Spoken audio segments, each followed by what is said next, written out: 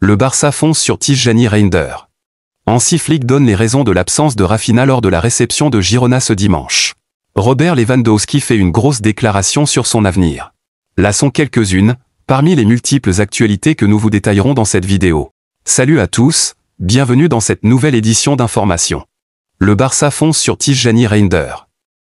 Un nouveau crack du milieu de terrain. À 40 millions d'euros, le FC Barcelone semble avoir trouvé l'élément idéal pour remplacer Frenkie de Jong.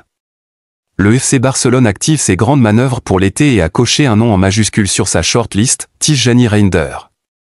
Le milieu néerlandais de l'AC Milan séduit les dirigeants catalans par son volume de jeu, sa justesse technique et sa régularité en Serie A.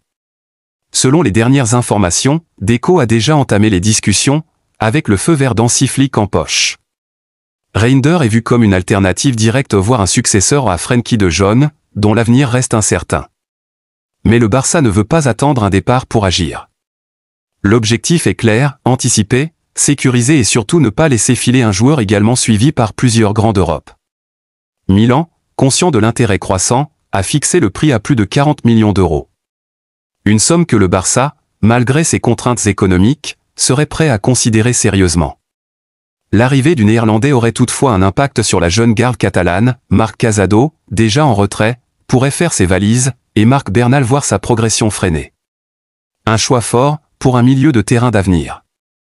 Malgré la forte concurrence qui se trouve au milieu de terrain barcelonais actuellement, les dirigeants catalans aimeraient se préserver de nouvelles surprises en cas de blessure la saison prochaine et pour cela, le président Laporta et son équipe technique envisagent de fournir au club autant de joueurs de qualité qu'ils pourront décrocher lors du prochain mercato.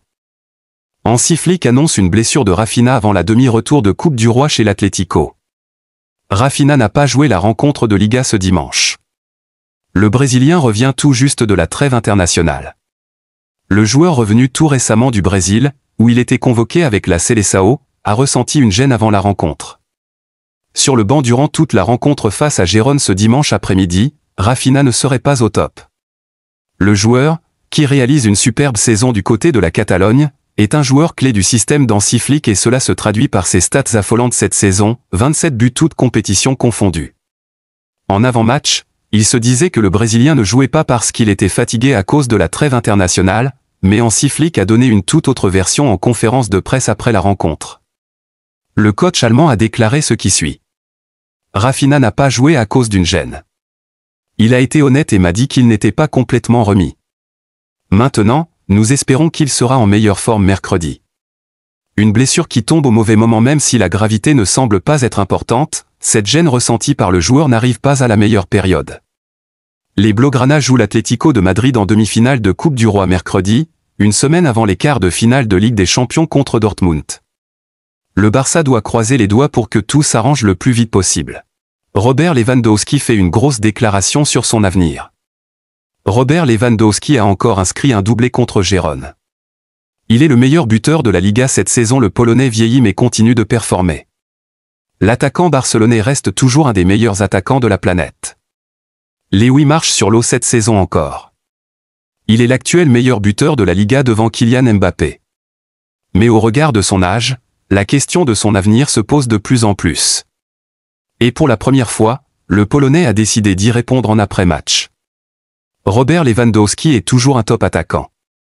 Le Polonais jouait contre Gérone cet après-midi et son équipe s'est imposée 4-1 dans un match maîtrisé.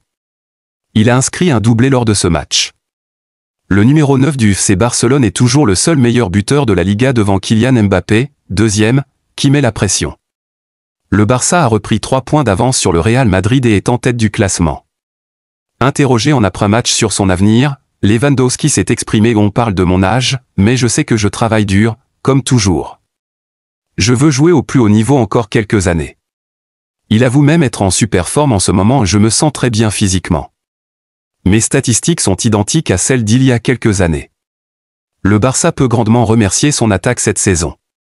Actuellement parmi les meilleures équipes d'Europe, le trio Raphinha, Lewandowski, Lamine Yamal y est pour beaucoup. Avec 78 buts inscrits à eux trois, ils ont marqué plus de la moitié des buts de leur équipe. Les Blaugrana ont scoré 139 fois depuis le début de l'exercice 2024-2025. La grosse mise au point par rapport aux multiples titularisations de Lamine Yamal malgré son jeune âge. Hansi Flick, l'entraîneur du FC Barcelone, et confiant quant à la capacité de Lamine Yamal à gérer sa charge de jeu pendant la saison. Le joueur de 17 ans a été invité à jouer 90 minutes en milieu de semaine, lors du retour de la trêve internationale de Barcelone, avec une victoire 3-0 contre Osasuna. La décision de reprogrammer le match en dehors de la fenêtre de 72 heures de la FIFA entre les deux matchs a été contestée par Barcelone et Osasuna, mais la date a été maintenue.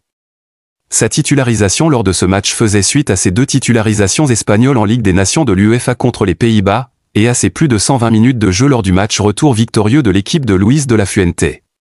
Sur les 28 matchs de Liga disputés par le FC Barcelone cette saison, Lamine Yamal en a été titulaire à 23 reprises et a disputé plus de 90 minutes lors de tous ses matchs sauf un, ce qui témoigne de son importance croissante. Flick devrait conserver le jeune joueur dans son équipe de départ pour le derby contre Gérone demain, malgré les rumeurs selon lesquelles il pourrait le laisser au repos. L'ancien entraîneur du Bayern Munich a d'ailleurs indiqué que le joueur lui-même jouerait un rôle dans son maintien physique. Je pense que Lamine est un joueur très intelligent, il sait gérer le jeu. Je lui ai parlé ce matin pour savoir comment il se sent, et sa réaction a été très positive. Je dis toujours aux joueurs de me signaler toute gêne ou autre, selon Marca. Ils sont également responsables de leur corps. Mon expérience de joueur m'a appris que si vous ressentez une gêne et que vous n'y prêtez pas attention, vous pouvez vous blesser. Je transmets ce message aux joueurs. Barcelone se prépare pour un programme chargé en avril, avec le match contre Gérone suivi de près par un déplacement en demi-finale retour de la Coupe du Roi chez son rival, l'Atlético de Madrid, 3 jours plus tard, avec un match nul 4-4 à l'aller. Hugo Lloris fait des éloges à Lionel Messi. Après 2 Lyon-Barcelone, 2 Tottenham-Barça et 2 France-Argentine, Hugo Lloris, Los Angeles FC, 38 ans, et Lionel Messi, Inter Miami, 37 ans, vont se retrouver une 7e fois dans la nuit de mercredi à jeudi, à l'occasion du quart de finale aller de la Coupe des Champions de la CONCACAF. Avant cette rencontre entre les 2 franchises américaines, le gardien français s'est montré laudatif au sujet de l'attaquant argentin. J'ai beaucoup d'admiration pour Lionel Messi. Pour moi, il est sans aucun doute en tête de la liste des meilleurs joueurs de tous les temps. Je fais partie de la génération qui a pu le voir jouer et jouer contre lui, a confié l'ancien portier des Spurs aux médias argentins La Nation. Lloris n'a remporté qu'une seule confrontation face à Messi à ce jour, le 8e de finale de Coupe du Monde, 4-3, en 2018. C'est ici que prend fin cette édition d'information, à très bientôt pour plus d'actualités.